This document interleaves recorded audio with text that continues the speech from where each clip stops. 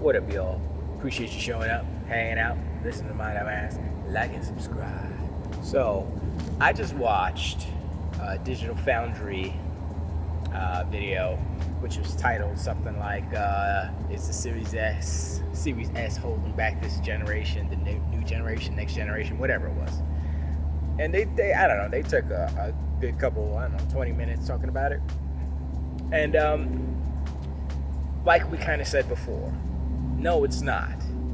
And what one of them said, I can't remember, I think they all kind of agreed that the Series S is actually helping this generation, or this current generation, in that if you have a lower system spec, which is the Series S, which is next gen, but it forces, if you will, the developer to A, not be lazy, and B, optimize for the lowest spec, which in turn benefits the higher spec, because when you optimize for the lower spec, it creates greater headroom for the higher spec, right?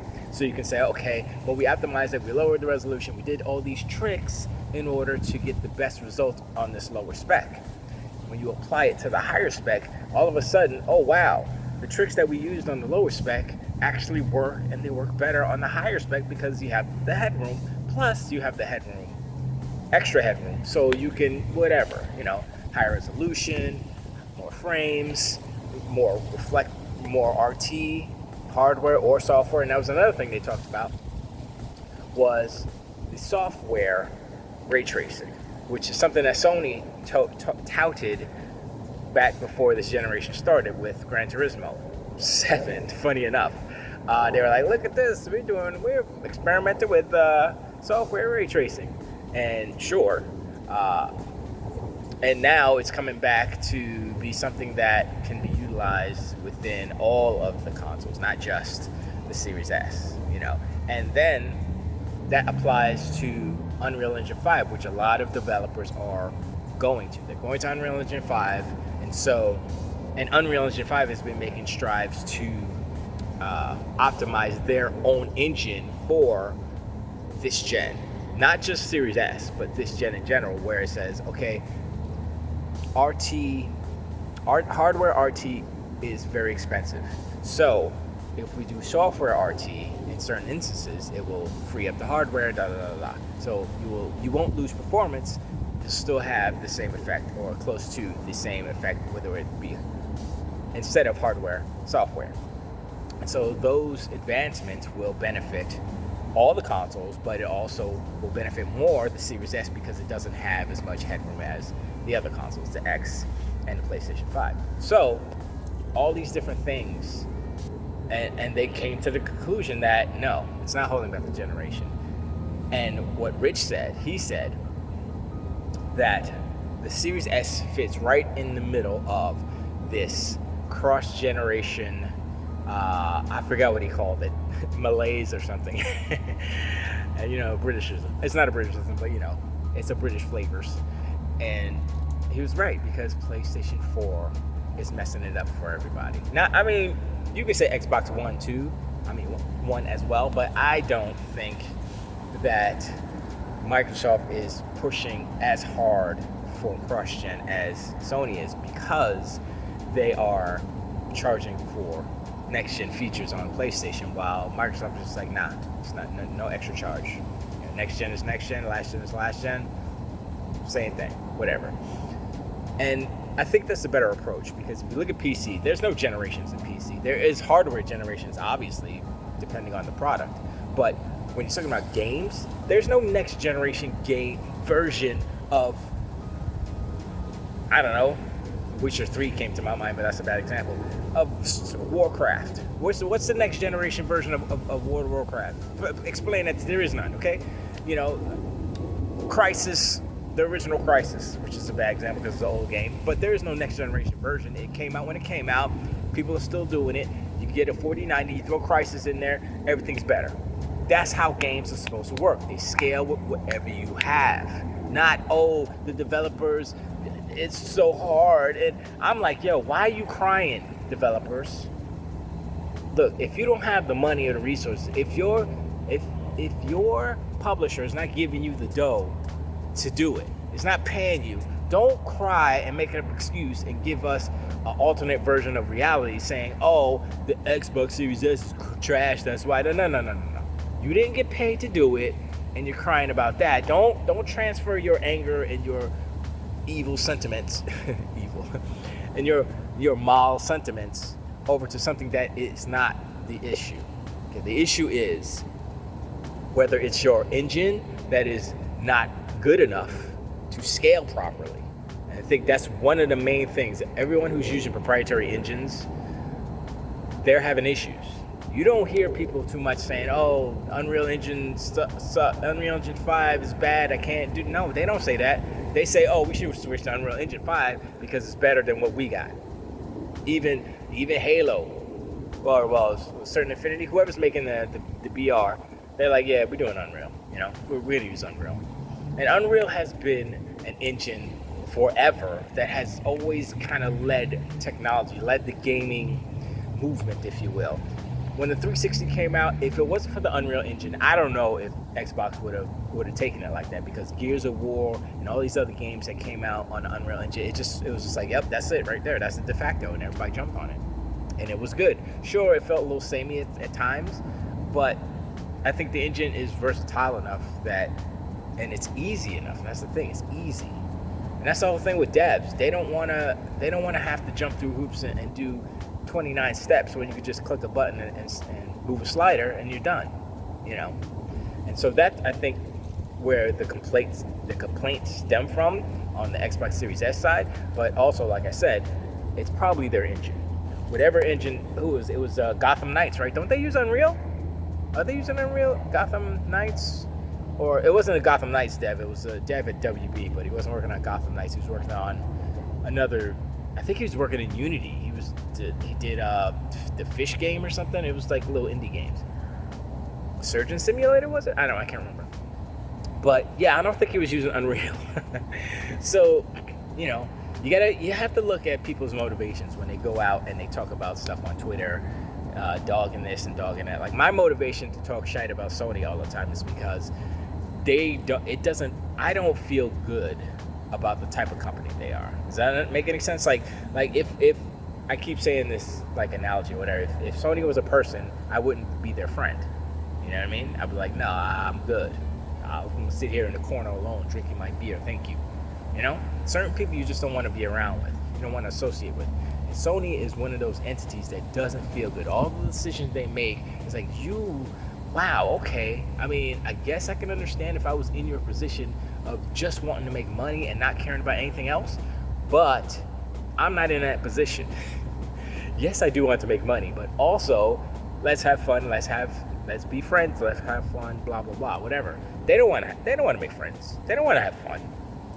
The proof is that, and I've said this before, when you have a CEO that doesn't participate in the culture, then you have a problem. And that's what's happening with Sony right now. It's Jim Ryan, who is not he's not video games. He's a CEO, period. He's not video games. He doesn't code, he doesn't play, he doesn't do anything. So that's the problem that Sony has right now.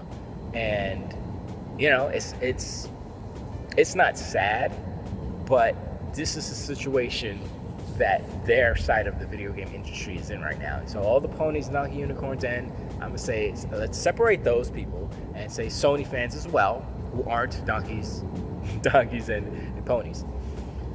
They're in a tough situation because they have to deal with this guy. They have to deal with the culture that Sony has created for themselves this generation.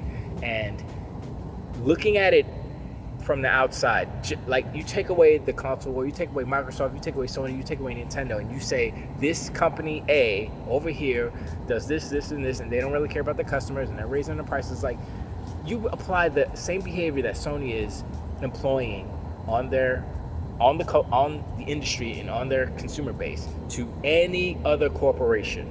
Like, say if it's, I don't know, Ferrari. Well, that's a bad example. Say if it's AT&T, well, they probably do that anyway. Say if it's Apple. Let's say Apple did that, right?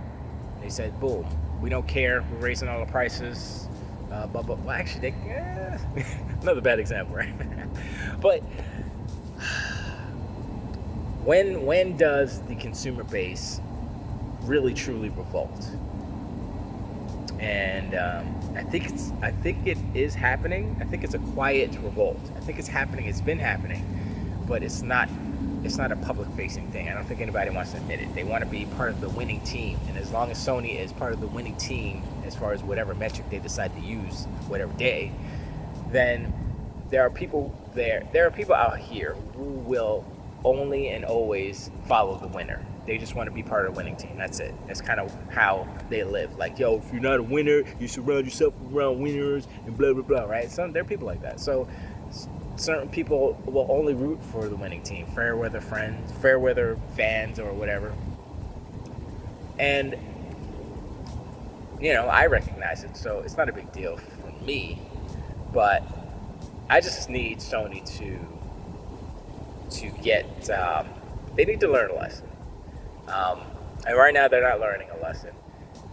It's probably going to be a long process as far as that stuff goes. This is a generational thing, so it's taken Microsoft and Xbox to a whole generation, basically, to turn around their sinking Titanic ship going the wrong way. You know what I mean?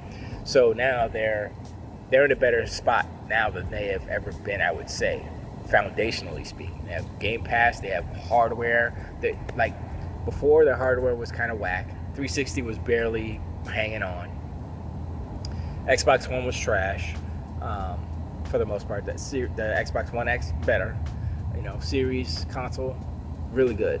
So they have gone from being just a software company to a hardware company, and a very good hardware company. So much that they are making arguably better hardware than Sony is, the original hardware company. We used to say back in the day, oh, Sony makes hardware and Microsoft software, right? That's not the case anymore. Now it's Microsoft makes really good hardware now, and they're still good at software, and Sony's not even good at software yet. And their hardware is lacking because they're trying to cut corners everywhere. So, I think Mark Cerny is the saving grace over at Sony right now. If they ever lose Mark Cerny, it's over for them, because the innovations that he has introduced and the ideas that he has introduced are the one only thing that is saving their hardware division right now. It's not, the amount of RAM. It's not anything else. It's not the freaking industrial design, because that's the ugliest console. It looks like a Chinese knockoff. It's not a Chinese knockoff though. It literally looks like something that you would buy at freaking, I was gonna say Bed Bath & Beyond, but Brooks Brothers or whatever. So those goofy, look at this futuristic gaming system, the Mick Mock Fliggity Flu box. Like, oh look, that's cute. It looks like a Chinese knockoff. Anyway. So, bottom line, Series S is not holding back this generation. It is about engines, and it is about optimizing for the Series S to help the bigger boy consoles. And I heard that and I was like, wow, that's, people don't, everybody's on Twitter and they just want to have their talking points and say, oh, this is what they said, and then they cut it off, but they don't look at, how things are made, how one thing can improve the other thing. You can't make a super dope game on Xbox Series X or PlayStation 5 and expect it to run better or have any benefits on a weaker console. That's not how it works. When you find the optimizations on the lower settings and you transfer that whole thing over and you say, well, okay, this works really good now, so what can we improve? Let's bump up the resolution. What does it do? Oh, yeah, it's still good. All right, let's add some ray tracing. What does it do? I don't know. Is that hardware or software? Hardware. Yeah, put it on software. Oh, boom, fixed. We still maintaining resolution. We still maintaining frame rate. So there's things that can be learned from a lesser console that is within the same architecture. It's a very important distinction, because the PlayStation 4, people will jump in the comments and say, oh, PlayStation 4 is lesser. It's like, that's a different architecture. We're talking about same architecture with just less bandwidth and less memory allocation and less GPU power, APU, whatever. So that's the difference. And that's why it is next gen, and that's why it's not holding back this generation. But anyway, let me know in the comments below what y'all think. Do you think truly that the Series S is holding back the generation more so than the PlayStation 4? Or, is Digital Foundry right in their assessment? or is it just whatever? I don't know, it's hard to tell these days. But honestly, I'm gonna be real quick. I think I'm gonna buy a Series S first. I haven't bought a Series yet because I'm sitting on a pile of money, but I don't want to spend it and then get like buyer's remorse. Like, oh yeah, they announced a mid-gen refresh like the day after I buy it. I'll be so bad. So like as a stopgap, because I do want to play all these games in the spring, and I don't want to wait until after the holidays because they might raise the price of something. So I'm like, let me just go in and get it right now. And so I'm gonna get a Series S so that I can just have it. I don't really. I was playing some stuff yesterday, and there's only a few games that I can't play. That's the whole cross-gen, talk. A Plague Tale I can't play natively. I have to play on the cloud, and it's not the greatest experience here because I don't have the internet is really bad. But everything else is native, so I'm playing a lot of games in that respect. Trying to finish up Halo Infinite. I never really finished it, and I'm at the end, and I'm like, ugh. Yeah, I can see why this game didn't get because it's not even like the gameplay is fun, but I'm like the story elements. I'm like, oh, okay. If this is the last boss, I'll be mad. Anyway, but yeah, I am waiting for a next gen refresh, and so that's why I'm not going for an Xbox Series X right now. And I think the idea of an Xbox Series S is just it's small, it's cheap, it's like boom, you have it, and it's a good little console. Plus, you can download. I forgot what it is, but there's an emulator or something you could play. I'm like, yo, that's what's up right there. That's what's up. I'll turn that into a freaking main box real quick. You know what I mean? So anyway, appreciate y'all hanging out, showing up, like, subscribe, and I'll see you on the next one.